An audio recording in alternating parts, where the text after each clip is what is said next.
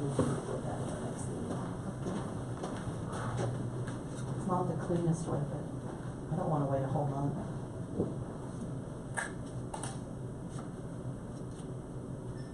You're good. Thank you. Okay, we're ready, Chairman. We're ready. Okay, let me get out the cover. We're going to open this meeting of the Historic Preservation Commission, July 6th, 2019, July 7th, Or July 5th. July 5th. That's okay. Sorry, I've been out of touch for a while. Okay, hold on a minute.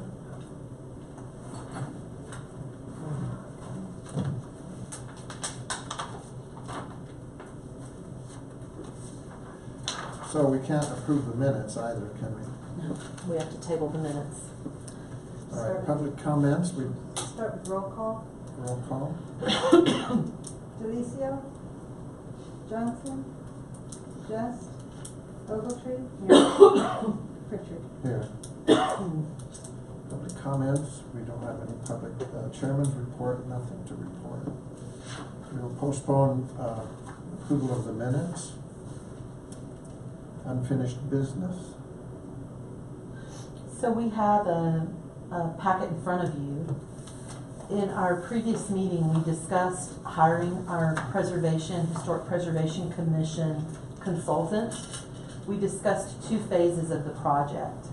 So this consultant would come in and provide phase 1, which is to provide consultant services to assist the commission and the city staff in developing appropriate application materials for nominations to our local historic landmark commission program. So they would coordinate both with the entire jurisdiction as well as the Colorado Office of Archaeology and Historic Preservation and research the development of necessary forms and material. So if you look at the timeline below, should we decide to execute this contract, they'll conduct preliminary research in August and September. They'll consult with project stakeholders in October and November. They'll draft the submission forms in December and January. We'll review and have a revision period in February and March, and delivery of the final draft forms in April. So I'd like to expand this to include that at the same time that they develop the packets for landmarking, that part of that, I believe, in that process is also that they help the commission determine what criteria you'll use to judge these applications.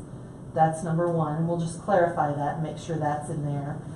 But number 2, I think we'd like at the same time for them to look at the processes and procedures for what it would be to locally process tax credits, so that we would be able to process tax credits here locally at the same time. So at the time that we begin to landmark buildings, we can also accept applications on those landmarked buildings who want to access tax credits, and we can approve those here rather than them having to go to Denver.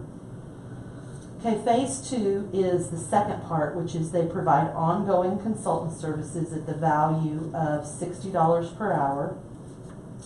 They would take all of the applications that we receive for local landmark. They would review those applications. They would help create staff reports back to the commission and help with the evaluation of the landmark applications. So they would work directly with Ms. Clark on that. This would be similar to the same fees structure that we have set up with McCool Development Solutions in planning and with Colorado Code Council in the building department. So this would be phase 1 is priced out at $3,000. That might go up a little bit additionally if we ask them to help us create the tax credit process procedures as well. Phase 2 is an ongoing professional consultant fee for $60 an hour.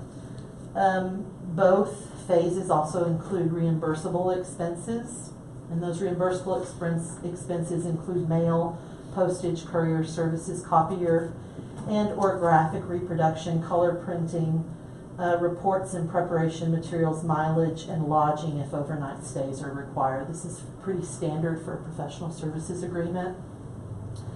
We found this to be an extremely affordable proposal at $60 an hour for the ongoing services It to looks like it, yeah. work with the commission. We've also attached her resume, Charisse Booz. How would you say her last I name? think it's Boomsma. Boomsma. The Preservation Studio is her company, and it's located in Colorado Springs. She has a master's degree in history from the University of Colorado, a bachelor's in English and history, and she lists all of her key achievements. You can see over and over again that she has written successful grant applications to History Colorado. You can see her professional affiliations and volunteer activities. She's sat on the Colorado Springs Historic Preservation Commission for several years, for 4 years as its chairperson.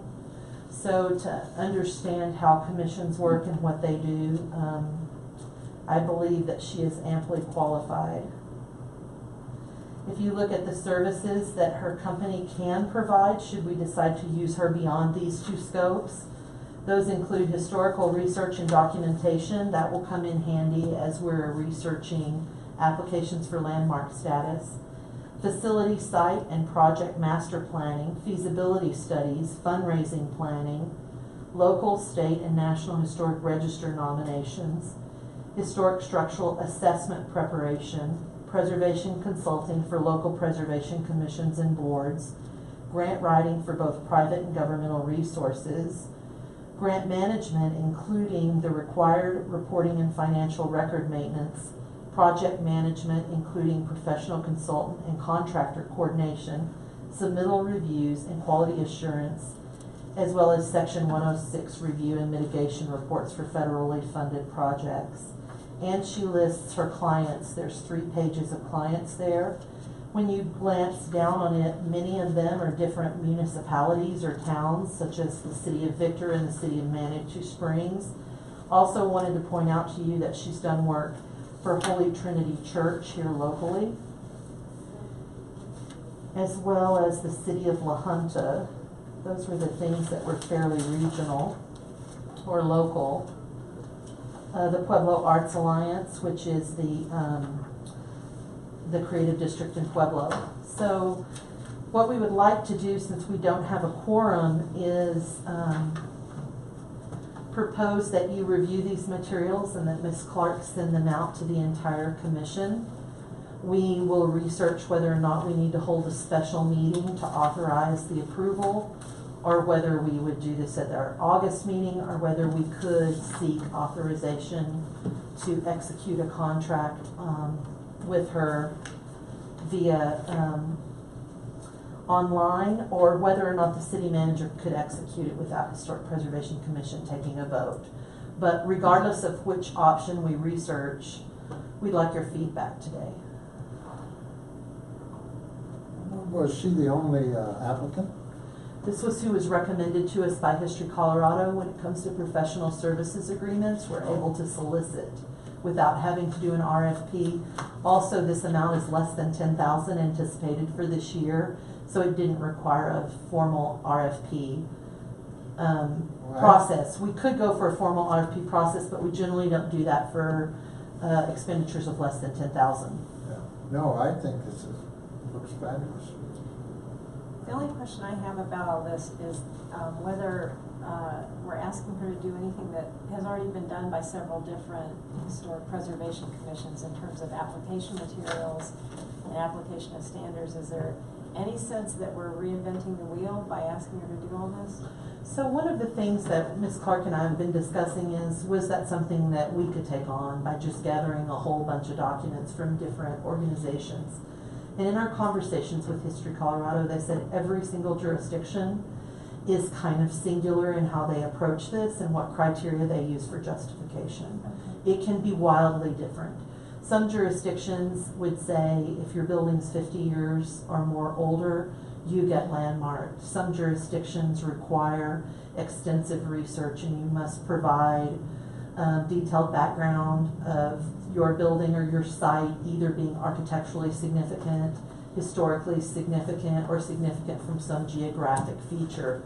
So we didn't feel as staff that it was appropriate for us to make that decision, and you may want to go beyond the commission to make that decision and say to a community stakeholder group, what do you think is relevant criteria to be locally landmarked?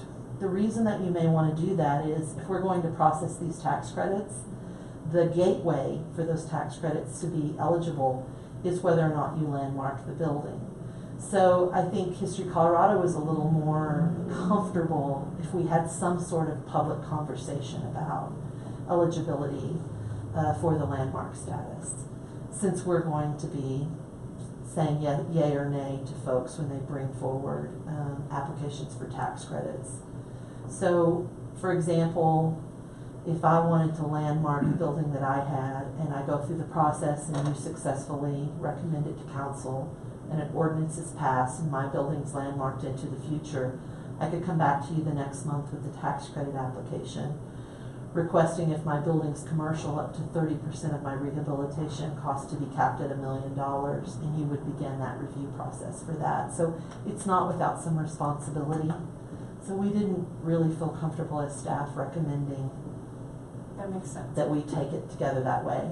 So one of the great things about hiring a consultant to do it, specifically since the $3,000 seemed fairly reasonable, is that we would have a defined process. Now, the only thing that I had a thought about is if the timeline could be condensed in some way. And unless you guys kind of wanted to move in this direction, we weren't going to go with the next step, which would be a conference call to see if there's some reasoning behind the lengthy timeline.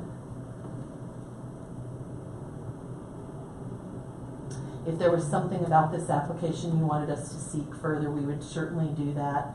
History Colorado recommended her because she's familiar with Trinidad and she's in Colorado Springs. I have had an opportunity to meet her personally before. I think she seems very approachable and easy to work with.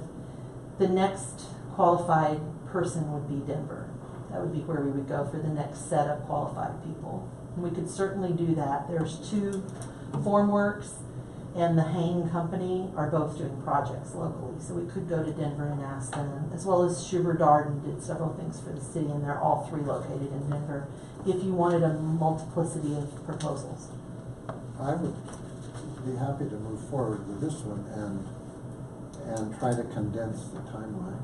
Your preference would be to condense the timeline? Okay, that would be... But I think we definitely need the service. Commissioner Ogletree, any feedback on that timeline or this particular resume? I just, that's part of my concern is that it's taking so long to get this going. Okay. And I think it would be good to collapse that down a little bit if it's possible for her to do so. We can make that request and see what the thought process was behind the lengthy time frame. And then we'll be able to let you know. So maybe the next step is that we have the conversation and then we get back to you with the results of that conversation as well as a recommendation for how we move forward if we decide to pull the trigger, and we'll do that by email, reminding you that we don't want to have an open meeting online. So if you have specific questions, please reply singly back to Ms. Clark. And it may be that we need to call a special meeting to execute this. I think we'd probably rather do that than wait to the 1st of August. Yes, I think so. If we could come up with a nice afternoon where 3 or more of our commission was available. This is July 4th week, so it was kind of a shot with being the day after the holiday. People are traveling. So that's what we had in unfinished business. I have a question, just if y'all can. Sure. Is it possible to appear remotely here? Like, because I'm realizing I have travel plans in early August to South Carolina. Is it possible to call in and participate? I absolutely think we can accommodate that. I think we can we've not done that yet. I think given the modern world that we're in, it's definitely something we need to approach. So that would be in August or September? In August. In August, okay. Let us work on that. Ms. Clark and I will get with Monica, our IT person, and figure out if we can have you appear on this TV screen right here. And that would be great. But it would allow you to participate. Yeah, You know, if you can hear both ways and we can set it up, then that would be great. And We'll even ask if it's possible if we end up having 2 or 3. I think we can split the screen into several if we ever needed to do that. Thank you. Sure. So are we on to the planning administrator's report?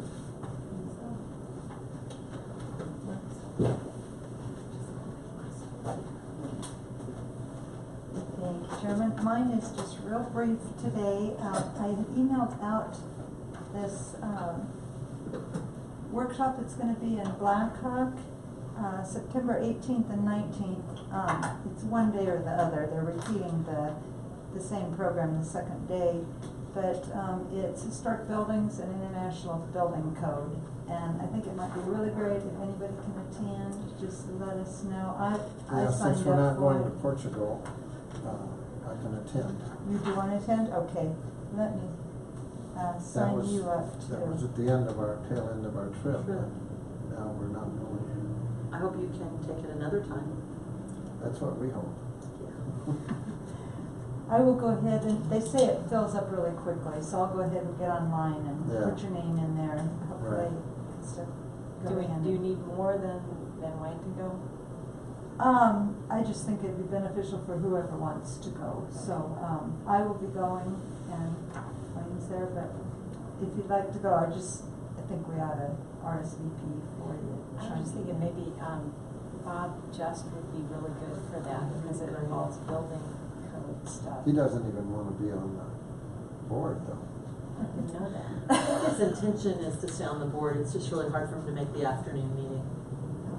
If you notice, I think the meeting he made recently was in the evening after work.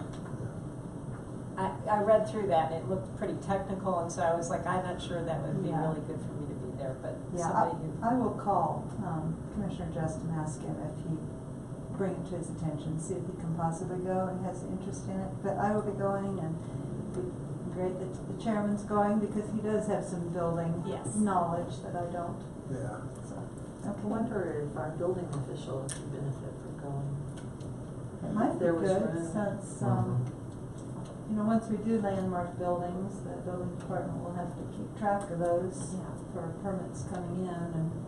We'll visit Demolition. with the building department, and maybe one of them can go, Mr. Gutierrez or Mr. Robinson.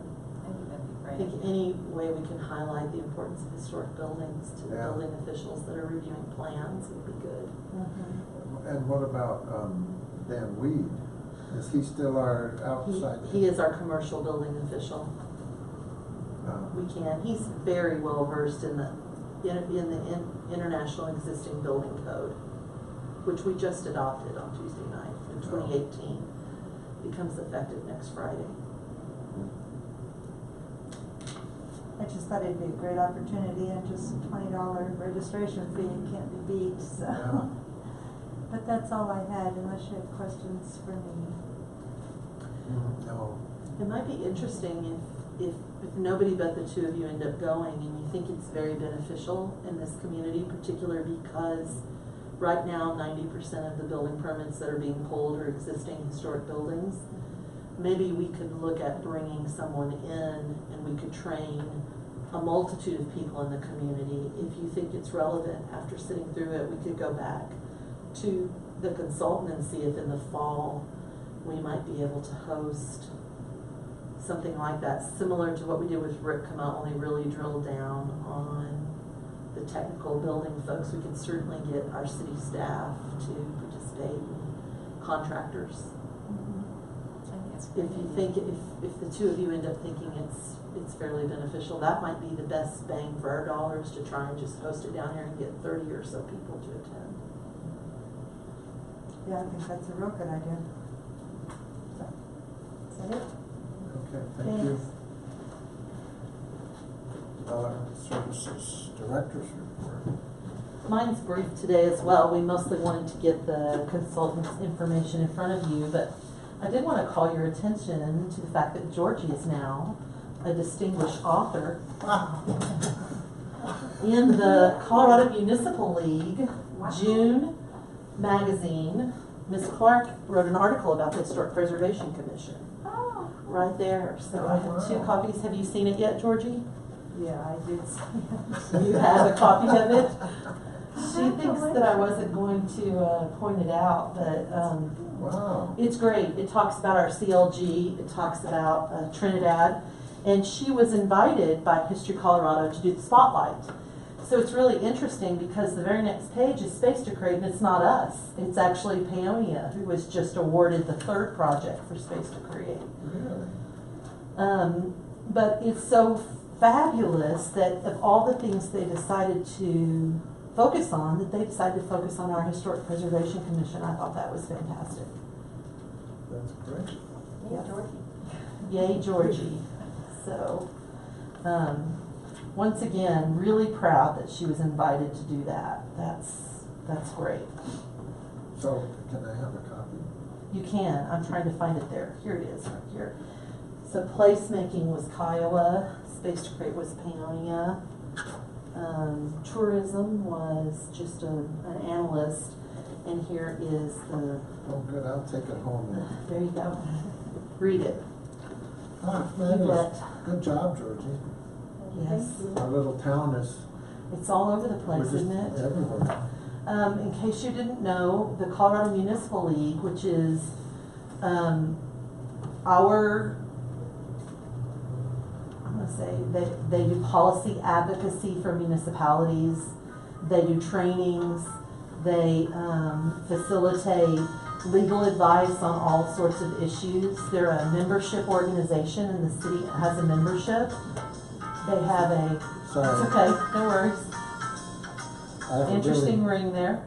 really dumb phone, it's Hard to get make it attention to do anything. At the CML conference last week, Councilmember Carlos Lopez was elected to the CML board. It's the first time that we know of that a city council member has sat on the Colorado Municipal League board. He was elected. The election included 3 people from municipalities of 5,000 or less, 3 people in municipalities between 5,000 and 20,000, and 3 people in municipalities over 20,000. So of the 9 that were elected, Mr. Lopez got the most votes of everybody. Ah, He really? did. Wow. He did. More votes than any other person voting. So he's had his first board meeting, and it will be a monthly event. So when you say that Trinidad is all over the place, it is. And it was really interesting. Councilmember Lopez and Goodall and Mayor Rico attended CML's conference, and there were several reports at the council meeting last night that they walked into different presentations and Trinidad was mentioned. So I think when you're to the point that other people are reporting your success, other jurisdictions, it's pretty fantastic. Then the last piece of information I had is I wanted to let you know that we applied on April 1 to History Colorado, the city of Trinidad did, for acquisition money to purchase the Fox Theater, previously known as the West Theater. We know that the application has been through an initial review and received some very positive comments. The Board of History Colorado will be meeting in late July, and they will announce the awards for the grant round the 1st of August. If we are awarded the money, then City Council will take up the decision whether or not to acquire the Fox. The 3 primary reasons that staff recommended acquiring the Fox were A, it's not insured right now, so this would provide insurance to the building. 2, the building right now, if we were to purchase it with History Colorado money, would put a covenant on the building so that no matter if the city held it for a year or for 50 years, it would be historically preserved. From then on, there'd be certain historical aspects that could never be changed. And the 3rd reason really is the family is ready to sell it. They've been talking about it for 7 years. If the city owned it, whether it was on the long term or the short term, it would allow the city to dictate some of the development that happened within the theater. Whereas if it's sold from private sector to private sector, not only would a covenant not likely be put on it, but the city would have no way to have a conversation about how it's developed. So even if the city held it for a number of 4 or 5 years and didn't seek redevelopment immediately, waited for Trinidad to continue to develop on its course, and conveyed it to a developer down the line, the city would be able to dictate things in that conveyance of how the property would be developed. Now, it's also possible the city could hold it on the long term, and I do want to make clear that council has not made the decision to purchase it. What we did by applying for the money was provide a financial path if they chose to purchase it that would be there, but the city would not be out any money. Are the current owners willing to hold on to it until the city gets its act together? I believe so. We had a very positive meeting with ours this week. I believe everybody would like to see it historically maintained and rehabilitated and used in the future. So however that best is achieved, everyone seems to be in agreement on that. Great. If the I love city's that. awarded in August, first week in August, we wouldn't actually close till the 1st of December. It would take that long to put the financing in place, but we would know August 1 that we had it. So once we know that, then city council can take up the decision. That's like coming up right away. Historic Preservation Commission may want to, at our August meeting, if we have received the award, may want to take a position on whether or not the city should buy it. So I'm just giving you the heads up now. If that's something you want to think about, we'll come back in August, and by your August meeting we'll know, and we'll have it on the agenda as to whether or not you want to officially recommend to city council one way or the other, or whether you want to take no position. So, okay, thanks. 10-minute training, should we postpone that till we? Yeah, I think with only 2 here, training is probably best postponed. Yeah. Well, Short meeting. given that, sure. Mr. Chairman, should we go ahead and schedule the next meeting? I believe it'd be August 2nd. When's that? August 2nd, I believe it would be, is the first Thursday of the month. August 2nd at 3 p.m.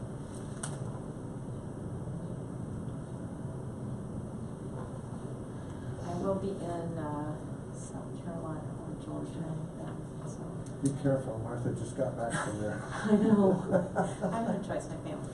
One question we have is if we find that we would execute this agreement with the historic preservation consultant, would you like her at the August 2nd meeting to talk through phase 1 and what the steps would be? Yes. Okay, great.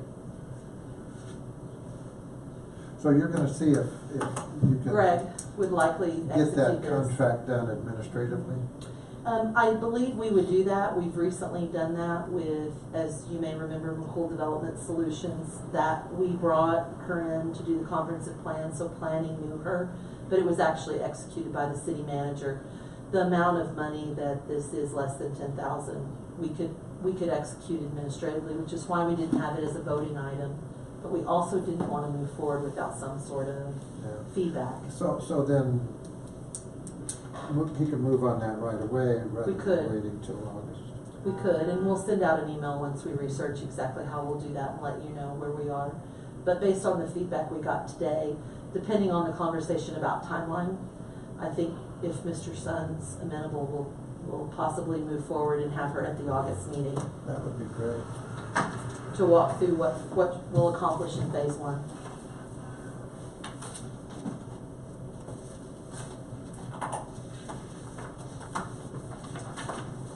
And so we're just adjourned? Yes, adjourn. Turns out I 3:42. have 2 board meetings on the 1st.